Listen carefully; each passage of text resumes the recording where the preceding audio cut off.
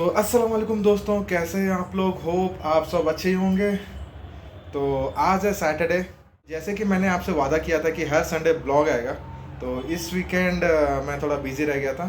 तो इसलिए इस ब्लॉग में ये अब से जो ब्लॉग आएगा वो थोड़ा नया कॉन्सेप्ट में नया तरीके का होगा, थोड़ा सा स्टोरी टेलिंग टाइप का। तो होप आप सबको अच्छा लगेगा। तो अभी जो हम लोग का प्लान है वो है, हम लोग अभी जाएंगे जूडियो। वहाँ पे मैं एक टी शर्ट देखा था, वाइट टी शर्ट, वो भी थोड़ा पैटर्न, मतलब अपने कैरेक्टर से जचता था, मतलब पूरा रंग बिरंगा पूरा मस्त। तो उसके बाद थोड़ा सा टिफ़िन करेंगे, या तो बड़ा पाव या कुछ भी, क्योंकि बहुत जो भूख लग रहा है अभी, ऑफिस से आया हूँ अभी। तो उसके बाद खाने के बाद हम लोग जाएंगे पैंटालून। पैंटालून में भी एक ट्रैक देखा था मैं लास्ट टाइम, तो वो देखेंगे। वो अगर होगा तो वहाँ से उठाएंगे वो। उसके बाद डिनर देखते हैं, अगर डिनर होगा तो बाहर करेंगे, या फिर रूम में आके रूम में देखते हैं। रूम में अगर होगा तो रूम में करेंगे। तो अभी फटाफट से निकलते हैं क्योंकि बहुत लेट हो चुका है और भूख भी बहुत तेज़ लगा है। तो अभी चलते हैं जूडियो। बना रही है। तो हम लोग अभी निकल ही रहे थे, लेकिन हमारे स्कूटी के बाजू में एक डोमिनर रखा हुआ था। भाई साहब पूरा फुल्ली लोडेड, मतलब ट्रिप के लिए वो, मतलब लद्दाख के लिए जैसे पूरा फुल्ली लोडेड है। लेकिन लेकिन हमारी सुंदरी भी किसी से कम नहीं है, ठीक है। क्योंकि क्योंकि हैदराबाद में जो ट्रैफिक होता है वो बहुत ही ज़्यादा होता है, खास करके इवनिंग के टाइम में।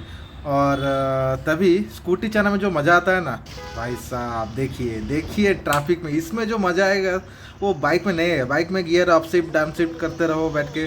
तो स्कूटी में पूरा फटाफट इधर उधर कट के जो कट मार के निकलता है ना, उसमें जो मज़ा आएगा भाई वो बाइक में नहीं आएगा। लेकिन हाँ, बाइक का भी अलग ही मज़ा है।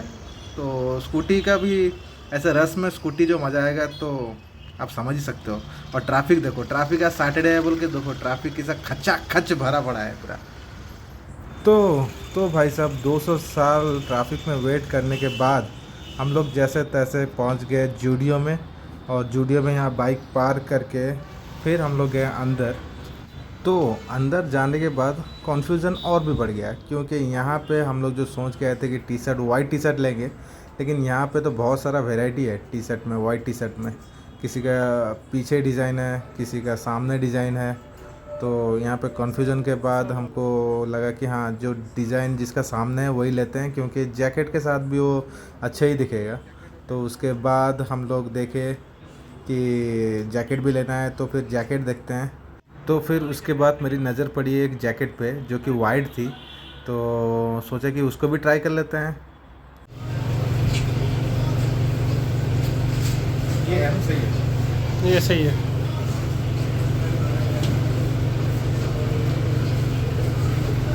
क्या लिखा क्या है?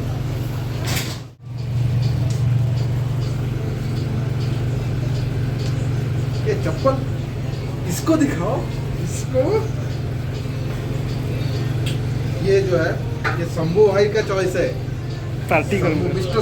मिस्टर शंभू का चॉइस है ये। तो भाई साहब यहाँ पे फिर से कन्फ्यूज़न बढ़ गया है, क्योंकि घर से मैं 150 रुपये लेके आया था और यहाँ पे जैकेट और टी शर्ट दोनों पसंद आ गया है। तो ठीक है, तो अभी बिलिंग करते हैं। और बिलिंग करने के टाइम और एक चीज़ समझ में आया कि यहाँ पे वीडियो शूट करना मना है। तो उसके बाद हम लोग पहुँचे हैं सिंधी कॉलोनी का मोस्ट फेमस बड़ा पाव सेंटर, जो कि सिकंदराबाद में आता है। भाई यहाँ पे बहुत, इसको देख के ही भूख लग रहा था हमको।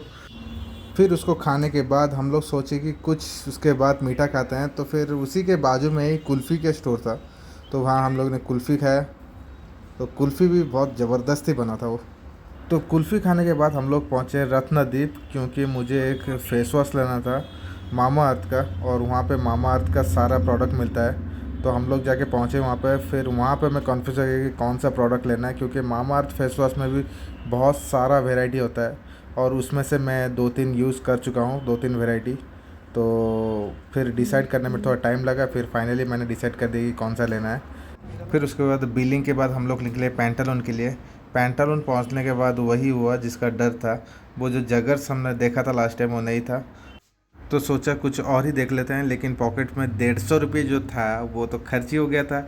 उससे कुछ बचा था तो एक कुर्ती देख लिया, वो भी सही था। और एक शादी भी आने वाला है, तो सोचा वही ले लेते हैं, कुर्ती शादी में पहन लेंगे। तो उसके बाद हम लोग जब बिलिंग काउंटर में पहुंचे, जो बिल बना रहा था वो भाई साहब उड़ीसा से थे। तो हम लोग खुश हो गए कि हाँ, अब तो मिलेगा ऑफ़र। तो उन्होंने बोला कि कोई ऑफ़र नहीं मिलेगा, जितना है उतना ही दे के निकलो यहाँ से।